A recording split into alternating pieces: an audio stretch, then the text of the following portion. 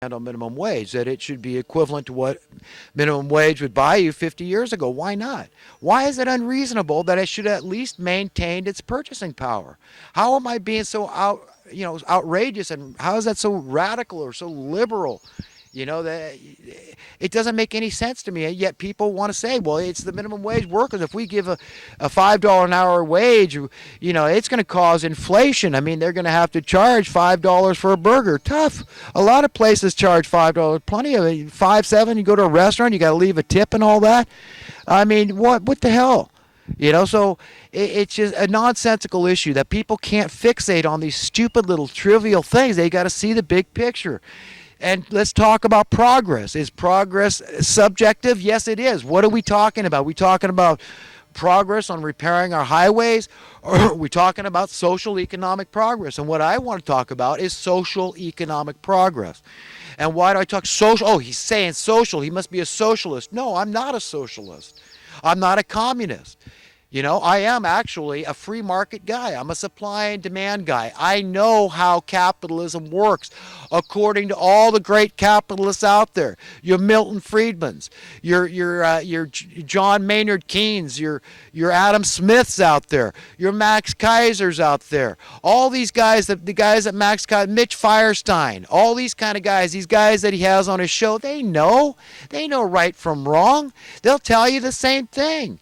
You got to be a decent human being. You can't be a liar and a cheater and a scallywag and say you're a good economist. No, you've got to have ethics. Ethics are a big part of this. The social welfare depends upon prudent and sound economic policies. Mitch Firestein, or another guy he had on the show recently on Max Kaiser's show, this on RT, the Kaiser Report. But, this guy has talked before about this minimum guaranteed income, and people say, oh, boy, that sounds like socialism on steroids and all this. But even Alex Jones had a guy on, this former CIA, he was not an informant, but one of these people you get information, advisor or something like that. Robert Steele or something like that is his name. But he was talking about the same thing, and actually Alex seemed to be agreeing. And this is one way. Like they say, there's more than one way to skin a cat. So you see, you would disincentivize this Federal Reserve if they had to give a minimum guaranteed income. So everybody, you think how that would be good for the economy? Think about all the poor people now that'd be out there spending money at your repair shop, at your business. They'd be buying your services. They'd be buying your products, your commodities. Do you understand how that would help cash flow? Do you think how good that would feel to society? And then we say, well, you'd see inflation because they're subsidizing everybody now, and everybody would take advantage of it. Well, no. That's where you say no. You say, well, then the Federal Reserve has to give a cost of living adjustment. They've got to raise that minimum. So they're not going to do it because it would make their heads spin. They can't do it. See, that disincentivizes the Federal Reserve from doing this market manipulation that's causing this great wealth disparity, that's stealing the wealth of our nation forever. If we allow it to happen, it's stealing our wealth in perpetuity. And the only way we can stop it is, first of all, understand the issue. Come out of confusion. Understand how it's happening. It's not happening in a vacuum. All these rabid socialists and communists out there and liberals is not happening in a vacuum. They all hate capitalism because you just call it crony capitalism. But they say, I'm done with all of it, man. The government needs to be in charge, and they just need, they'll take the minimum guaranteed income. That sounds pretty good to a lot of these people. So let's go with that. Say, well, we don't care if your currency is sound or unsound. But, if you drive up our cost of living, if you allow these special interest groups or this special interest group to manipulate markets, collude, and fix prices, then you're just going to have to give a pay increase, a commensurate proportional pay increase to guarantee this minimum guaranteed income. You understand? More than one way to skin a cat. Okay, it's calling their bluff. That's what needs to be done here, one way or another. I still might get a group together, like a tenant rights group. It'd be easy. I mean, at least I'm putting out seeds, ideas out there for people. Go out, you live in San Francisco, let's say, and you start an online campaign. Start a website, start a GoFundMe account, something like that, crowdfunding. And say, look, what we're doing, Tenants Right Group, we're going to charge, let's say, 40, 50 cents a year, a month. Okay, that's it. Just to join this thing, $5 for a 1-year membership. Tenants rights. What we do is we promote. Affiliating ourselves with each other and understanding that there's power in numbers, and that what we can do is we can set a date and at least be a grave threat to a lot of the landlords out there that keep on raising our rents, and say, look, we're not going to pay it, and we're all moving out on this date. We're going to disrupt your income, because that's a huge chunk of people moving out. You've got 85% of San Franciscans, 85 plus percent of San Franciscans are tenants, renters.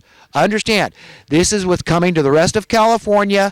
How would you like that, Californians? And it's coming to the rest of the nation if these people get their way. Talk about losing the critical mass. It's long gone in San Francisco, and still somehow they keep getting away with raising people's rents. Hand over fist, just more.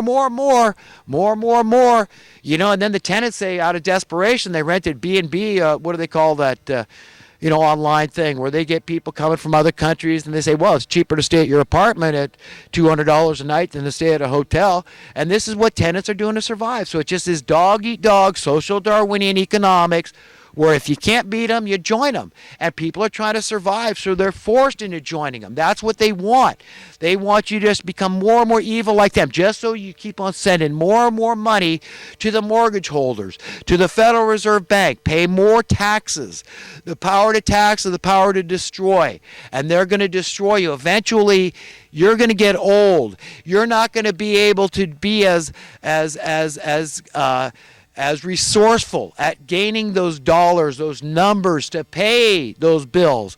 So you're going to be dependent on the establishment, the social welfare system, but that list keeps growing. So you're going to be in your car or in your bushes, or if you're lucky at a relative's house or something else, but it can't go on like this. You understand? One way or another, this thing's coming to an end. A snake cannot eat its tail in perpetuity. That's what it is. The whole thing is like this big monolith is just choking out the regular people, humanity, and they're eating themselves, but they can't. If they keep eating their tail, they will devour themselves, and they know this point is coming. They know they will lose this thing. A Ponzi scheme cannot be maintained in perpetuity. They've been doing great to maintain it for at least 5 decades that I know of, just like other great economists will tell you. At least that. It starts with the debasement of the currency, the assassination of JFK. None of this stuff would have happened. We would have seen 100% home ownership in San Francisco, at least the people that want to live there. Yeah, there would be a few motels and hotels for people that just want to come and stay a night or two or a week or whatever. There's always been a need for temporary housing, the innkeepers of old, right?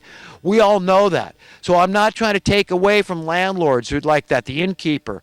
But you know what? This is going too far. We don't need it on this level.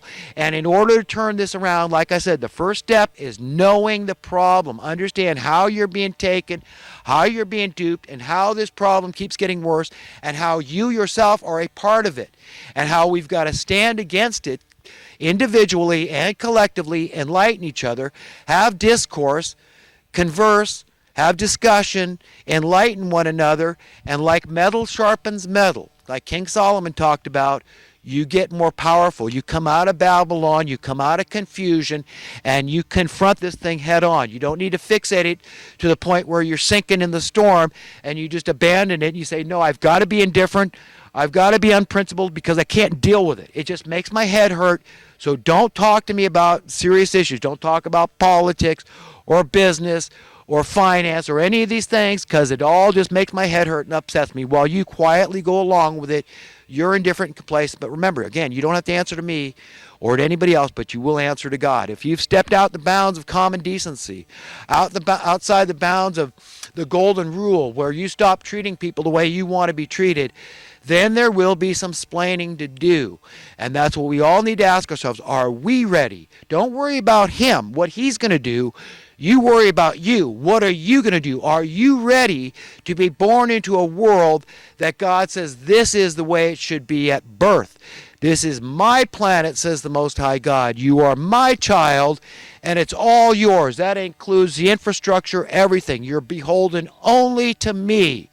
You explain to me if you decide to become lazy and don't decide to be a part of this society and don't contribute. Okay, if you just want to be lazy and decadent, then that's your business. But you remember, I gave you a conscience, and there's no escaping your conscience. It's an immutable law, your integrity, your honor.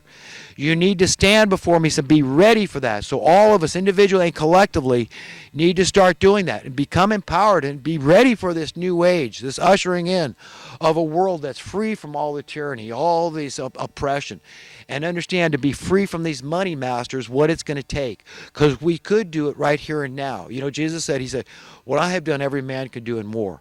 And the only way I know how to do it is by confronting these money masters and demanding sound currency. But if we fall short of doing that, then it's going nowhere. It's just going to get worse and worse and worse. Expect your currency to be based more